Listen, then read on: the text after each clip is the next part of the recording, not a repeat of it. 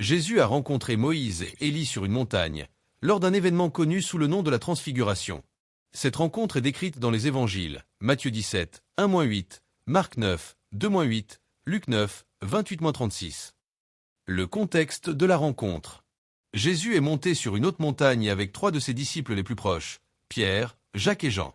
Pendant qu'il priait, son visage a commencé à briller comme le soleil, et ses vêtements sont devenus d'une blancheur éclatante. C'est à ce moment-là que Moïse et Élie sont apparus et se sont entretenus avec lui. Le sens de cette apparition. Moïse représente la loi, la Torah, donnée par Dieu à Israël. Sa présence symbolise l'accomplissement des prophéties de l'Ancien Testament par Jésus.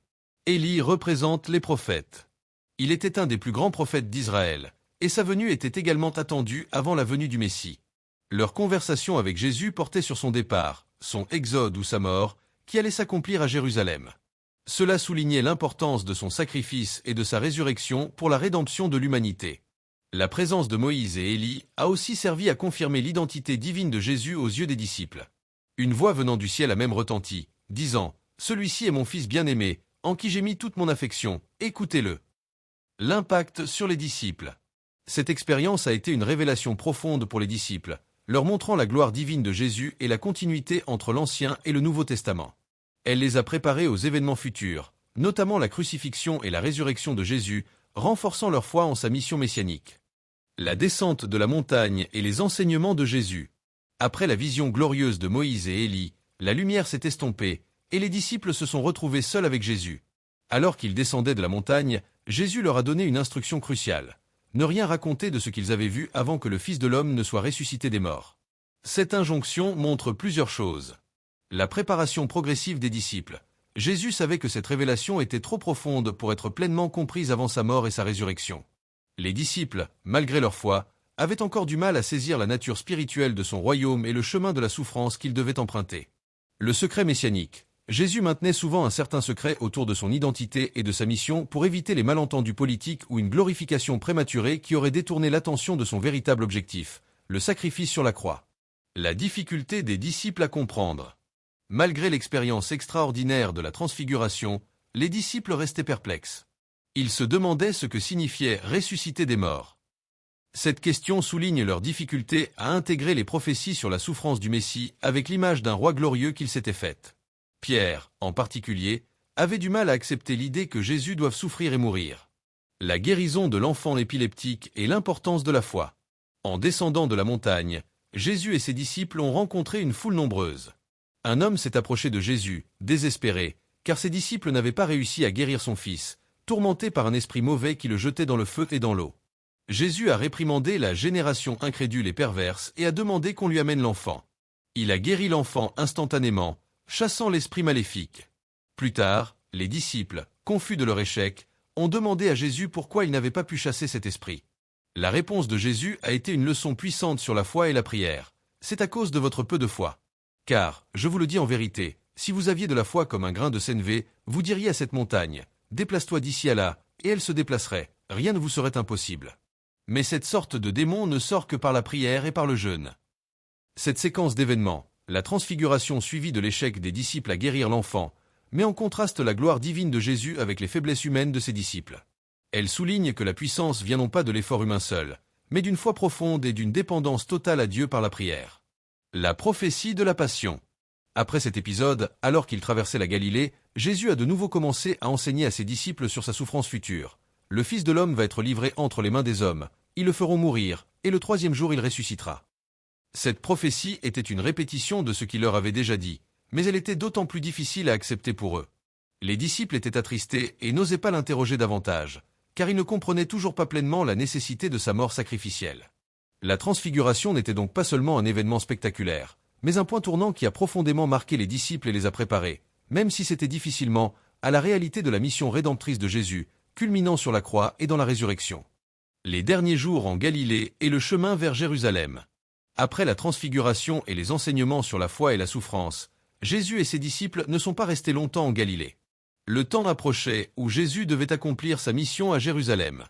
C'est une période de voyage et d'enseignements intenses, où Jésus prépare ses disciples à ce qui l'attend.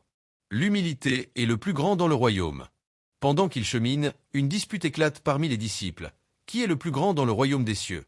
Jésus, connaissant les pensées de leur cœur, appelle un petit enfant et le place au milieu d'eux.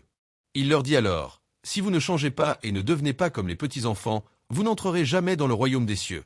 C'est pourquoi, quiconque se rendra humble comme ce petit enfant, c'est lui qui sera le plus grand dans le royaume des cieux. » Ce passage met l'accent sur l'humilité, le service et la dépendance à Dieu comme des qualités essentielles pour ceux qui veulent suivre Jésus, contrastant avec les notions de pouvoir et de statut que les disciples avaient encore. Les enseignements sur le pardon et la fraternité. Jésus continue d'enseigner sur des thèmes clés de son royaume. Le scandale. Il met en garde contre ceux qui font trébucher les petits, ceux qui ont une foi simple. La brebis perdue. Il raconte la parabole du berger qui laisse ses 99 brebis pour retrouver la seule qui est égarée, soulignant l'amour de Dieu pour chaque individu. Le pardon illimité. Quand Pierre lui demande combien de fois il doit pardonner à son frère, Jésus répond, non pas jusqu'à 7 fois, mais jusqu'à 77 fois, ou 70 fois 7 fois selon les traductions, insistant sur un pardon radical et constant. Il illustre cela avec la parabole du serviteur impitoyable, qui a été pardonné d'une immense dette mais refuse de pardonner une petite dette à son compagnon. Le divorce, les enfants et le jeune homme riche. Alors qu'il se rapproche de Jérusalem, d'autres discussions importantes ont lieu. Le divorce. Jésus réaffirme le caractère sacré du mariage, en se référant à la création de l'homme et de la femme par Dieu. Bénir les enfants. Les disciples tentent d'empêcher des parents d'amener leurs enfants à Jésus, mais Jésus les réprimande en disant « Laissez les petits-enfants venir à moi, et ne les en empêchez pas, car le royaume des cieux est pour ceux qui leur ressemblent. » Il les bénit, montrant l'importance de l'innocence et de l'accessibilité à Dieu. Le jeune homme riche. Un jeune homme riche vient demander à Jésus ce qu'il doit faire pour avoir la vie éternelle. Après avoir énuméré les commandements, Jésus lui dit « Si tu veux être parfait, va, vends ce que tu possèdes, donne-le aux pauvres, et tu auras un trésor dans le ciel. Puis viens, et suis-moi. » Le jeune homme s'en va attristé, car il avait de grands biens. Cet événement pousse Jésus à déclarer qu'il est plus facile à un chameau de passer par le chat d'une aiguille qu'à un riche d'entrer dans le royaume de Dieu, soulignant les dangers de l'attachement aux richesses matérielles. La montée résolue vers Jérusalem. Jésus met sa face résolument vers Jérusalem, sachant parfaitement ce qu'il y attend, la trahison, la souffrance, la mort sur la croix et sa résurrection. Il essaie de préparer ses disciples à cette réalité, mais ils ont encore du mal à saisir l'ampleur et la nécessité de ces événements. Le voyage vers Jérusalem n'est pas seulement géographique, il est aussi théologique. Chaque pas rapproche Jésus de l'accomplissement de sa mission, de la confrontation finale avec les pouvoirs religieux et politiques de son temps, et de l'acte rédempteur qui changera l'histoire de l'humanité. La prochaine étape nous mènera à l'entrée de Jésus à Jérusalem, juste avant les événements de la Semaine Sainte. L'entrée triomphale à Jérusalem, le dimanche des Rameaux. Alors que la Pâque juive approchait, des milliers de pèlerins affluaient vers Jérusalem. Jésus, ayant achevé son ministère en Galilée et parcouru la route vers la capitale, s'apprêtait à faire une entrée symbolique et prophétique. L'accomplissement d'une prophétie. Jésus envoie 2 de ses disciples chercher un ânon, un jeune âne, dans le village voisin, leur disant qu'ils le trouveraient attaché et devaient le détacher et l'amener. Si quelqu'un les interrogeait, ils devaient dire « Le Seigneur en a besoin ». C'était un accomplissement direct de la prophétie de Zacharie 9h9 qui disait « Réjouis-toi, fille de Sion. Lance des acclamations, fille de Jérusalem.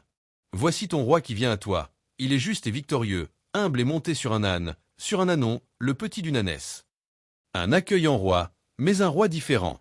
Lorsque Jésus monte sur l'ânon, la foule nombreuse qui l'accompagnait et celle qui était sortie de Jérusalem pour le rencontrer commence à manifester sa joie et son enthousiasme. Ils étendent leurs manteaux sur le chemin, signe d'honneur royal, et coupent des branches de palmier pour les agiter et les étendre également sur le chemin. Ils crient avec ferveur « Hosanna ! Béni soit celui qui vient au nom du Seigneur. Béni soit le règne qui vient, le règne de notre Père David. Hosanna dans les lieux très hauts. » Ces acclamations montrent qu'une grande partie du peuple voyait en Jésus le Messie promis, le roi qui restaurait le royaume d'Israël, descendant de David. Cependant, leur attente était souvent celle d'un libérateur politique, alors que Jésus venait pour un royaume spirituel et une libération du péché. La réaction des pharisiens et l'émoi dans la ville. Certains pharisiens présents dans la foule ont demandé à Jésus de réprimander ses disciples, mais Jésus a répondu « Je vous le dis, si cela se taise, les pierres crieront. » Lorsque Jésus entre dans Jérusalem, la ville est en émoi. Les gens demandent « Qui est celui-ci » La foule répond « C'est Jésus, le prophète de Nazareth en Galilée. » Le temple et les marchands. Après son entrée, Jésus se dirige directement vers le temple. Il y trouve des marchands qui vendent des animaux pour les sacrifices et des changeurs de monnaie installés dans les parvis. Indigné par cette commercialisation et le manque de respect pour la maison de Dieu, Jésus chasse les marchands, renverse les tables des changeurs et les sièges des vendeurs de colombes. Il déclare, « Il est écrit, ma maison sera appelée une maison de prière, mais vous, vous en avez fait une caverne de voleurs. » Cet acte radical de purification du temple démontre l'autorité de Jésus, son zèle pour la sainteté de Dieu et sa condamnation de la corruption religieuse. C'est aussi un défi direct aux autorités religieuses de l'époque, qui toléraient, et profitaient peut-être, de ces pratiques. L'entrée triomphale et la purification du temple marquent le début d'une semaine de confrontation intense entre Jésus et les chefs religieux. Les jours suivants seront remplis d'enseignements, de paraboles, de controverses et de complots qui mèneront inévitablement à son arrestation et à sa crucifixion. Les derniers jours à Jérusalem, enseignements et conflits. Après l'entrée triomphale et la purification du temple, les derniers jours de Jésus à Jérusalem furent marqués par des enseignements profonds et des confrontations directes avec les chefs religieux. Les enseignements dans le temple et les paraboles. Chaque jour, Jésus enseignait dans le temple, et de grandes foules venaient l'écouter. Ces enseignements comprenaient de nombreuses paraboles qui illustraient la nature du royaume de Dieu et mettaient en garde contre l'hypocrisie religieuse. La parabole des 2 fils. Un père demande à ses 2 fils d'aller travailler dans sa vigne. Le premier dit non, mais y va. Le second dit oui, mais n'y va pas. Jésus l'utilise pour montrer que les pécheurs repentants, comme les publicains et les prostituées, entreront dans le royaume avant les chefs religieux qui prétendent suivre Dieu mais ne le font pas.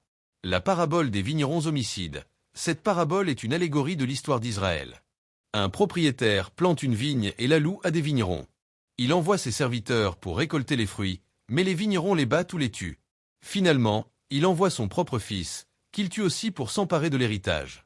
Jésus l'applique aux chefs religieux qui ont rejeté les prophètes de Dieu et allaient rejeter son propre fils. La parabole du festin de noces. Un roi prépare un grand festin pour son fils, mais les invités refusent de venir. Il envoie alors ses serviteurs inviter tous ceux qu'il trouve sur les chemins, bons et mauvais. Cette parabole met en lumière le rejet du Messie par le peuple élu et l'invitation faite aux gentils. Les pièges des chefs religieux.